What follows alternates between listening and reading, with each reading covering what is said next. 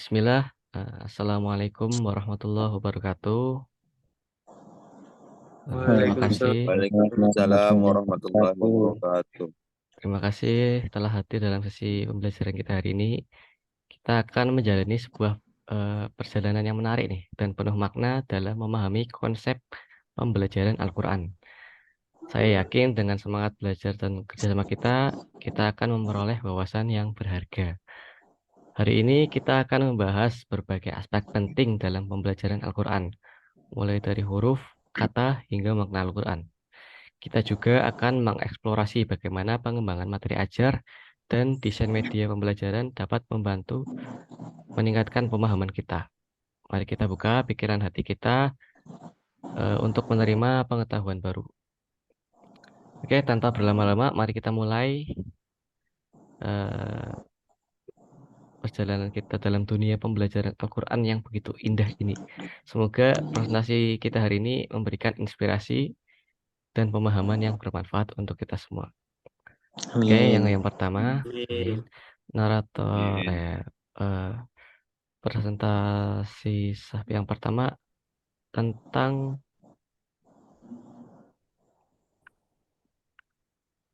konsep pembelajaran Al-Quran. Nah, hal ini akan disampaikan oleh Mas Bagas. Silahkan, kepadanya saya persilahkan. Ya, baik. Terima kasih Mas Yusuf. Nah, terkait pembelajaran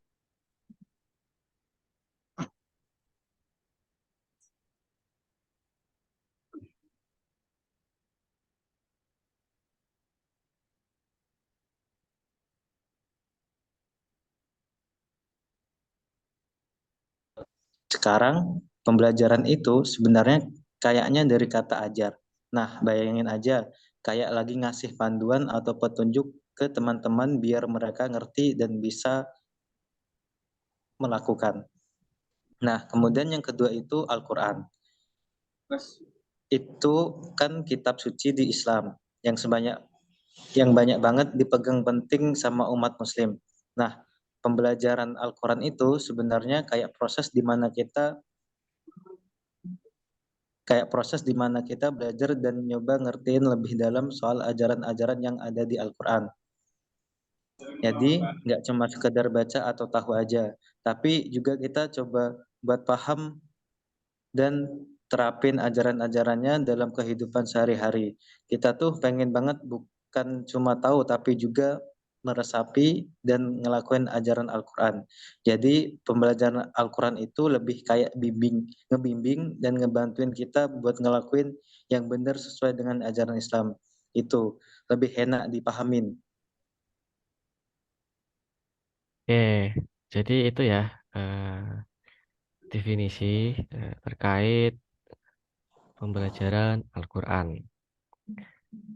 Nah, kemudian selanjutnya yaitu aspek utama dalam pembelajaran Al-Quran. Nah, Oke. yang akan disampaikan oleh Mas Najih. Kepadanya kami persilahkan. Oke, kita bahas yang selanjutnya dengan rileks. Jadi dalam pembelajaran Al-Quran ada beberapa hal penting yang perlu kita ketahui secara bersama. Yang pertama, ini kan ada yang namanya huruf. Nah, ketika kita ingin belajar mengenai tentang huruf Arab dan huruf Al-Quran, serta gimana caranya membaca dan menulis huruf-huruf tersebut, coba kita bayangin aja. Kayak kita lagi belajar nulis abjad huruf di Indonesia seperti A, B, C, tapi dalam versi huruf Arab begitu. Kemudian ada juga yang namanya belajar huruf-huruf Utsmani juga. Nah, itu huruf-huruf khusus yang digunain di dalam Al-Quran. Jadi biar nggak cuma tahu bentuk hurufnya, tapi juga bisa paham dan menghafal huruf-huruf tersebut. Kemudian yang kedua, kita sama-sama tahu ada yang namanya kata. Ini kaitannya erat sama tahfidz Al-Quran yang isinya belajar bagaimana cara membaca dan menyimpan kosakata atau kata-kata Al-Quran di otak kita. Dan untuk bikin materi ajarnya, kita bisa pakai metode pengajaran huruf-huruf Al-Quran.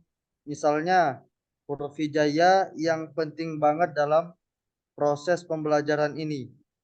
Jadi kawan-kawan semua, intinya kita lagi belajar huruf-huruf dan kata-kata Al-Quran dengan cara yang seru dan tentunya juga menarik. Supaya enggak cuman itu, tapi bisa juga menghayati yang jelas mengingat ajaran-ajaran Al-Quran lebih baik, gimana caranya supaya lebih santai dan gampang dimengerti, begitu kawan-kawan sekalian.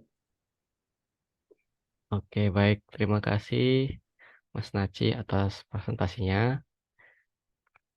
Kemudian yang selanjutnya yaitu tentang aspek ketiga, yaitu makna yang akan disampaikan oleh Mas Azam. Bertanya kami persilahkan.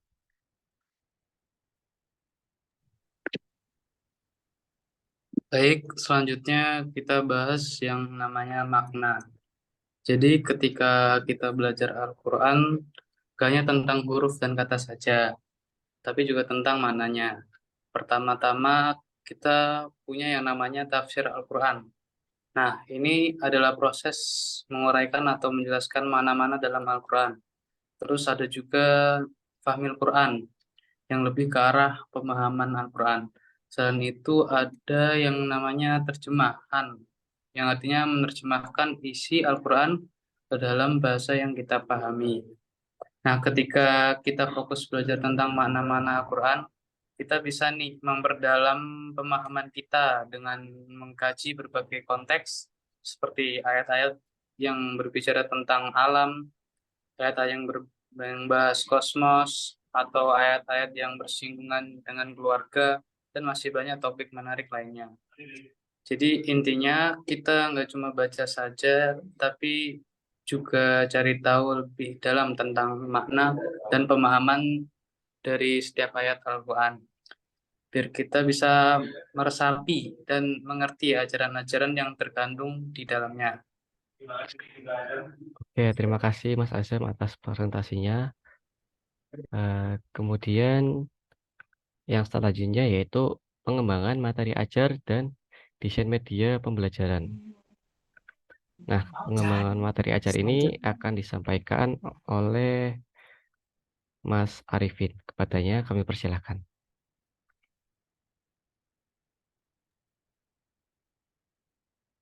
Terima kasih. Selanjutnya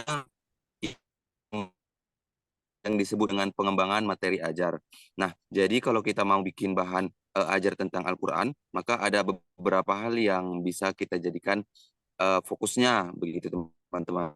Yang pertama, kita bisa fokus ke hurufnya. Nah, maksudnya itu gimana? Kita itu bikin bahan ajar yang membantu orang belajar huruf Arab dan huruf Al-Quran. Misalnya, bisa bikin metode atau aplikasi yang membantu pengenalan huruf dan cara membaca serta menulisnya gitu. Yang kedua, kita bisa fokus ke kata.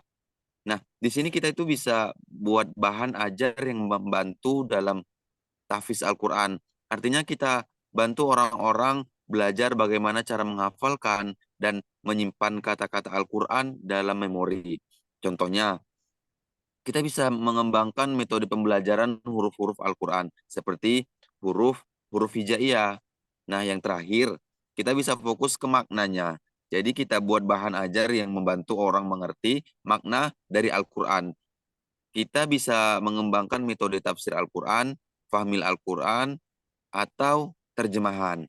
Contoh proyek atau penelitian yang seru adalah upaya untuk memperbaiki penghafalan surah Al-Asr melalui aplikasi Quran, Talqid, atau dengan cara yang lebih kreatif, seperti permainan ular tangga.